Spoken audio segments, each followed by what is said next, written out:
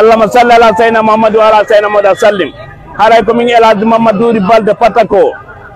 sous-préfecture Patako préfecture de Tougué région de Labé. Haray ko menen ɓadi ɗo hande menen o jama mo yiɗon ɗo fof haray debbo goto no arna kimen ɗo o windi men yimɓe ɓen hajju o inni o naɓa ɓe hajju o inni ko kanko e yumma lanɗo o wondi jaga ko fenande haray o arnakiɗo no yimɓe 140 ɗum no hawra télé 28 milliards francs guinéen haray o jama mo yiɗon ɗo fof ko ɓanni men ɗo hande ko piyo men yaka lanɗo wallito men fimu kono noon lanɗon hande waɗi ittiɗo autorité molanaɗo ari wallitike men centre islamique donc moyne El Hadji Doumbouya minen on ɗon hiiɗi woni yomin waɗi versement vista banque ɓe yemin waɗi versement 60 millions o inni o hendike message o ɗo téléphone makko minen en vaccinité min waɗi fof visite médical fof min waɗi o joni min soodi kadi soodi goto ñande ɓe namen janggo ha min ɓe ka tigi tigi yoɓe haalana so tawi ɓe yaha so tawi ɓe yaada ñande wo ñande ɓe namen janggo ha ɓe ni men wo debbo on suuɗo dike mbuuɗi min na debbo mi jonni mbuuɗi onon joni la numéro compte bancaire mi yami waɗi versement min mi wolantake fi debbo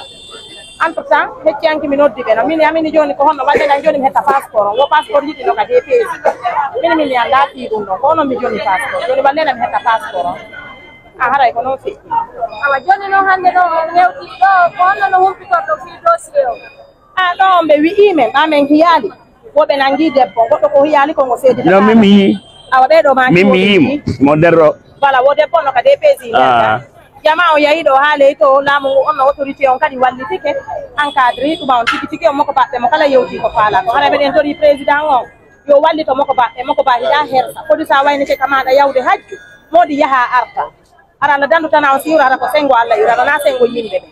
aray ko ɗum ɗon min tori président Mamadou Doumbouya minen kadi wa kazalika min kadi ko noon ko neniraɓe an e kotiraɓe an modi Nasiru ɓe Pita timmi tunni enene Laminatu ɓe Cangel Boori ko ɓe addilan ɗo fi ɓen ɗon ɗiɗo min noon ko 70 millions mi werti goto kala e maɓɓe ɓe ɗiɗo ko 140 millions mi werti donc miɗo tori laamu ngu président république o yoɓe wallu men en hetta e no men yara makka on haɗa ko ɗum en tori fi Allah nelaɗo Allah mon nde tole Salou Savané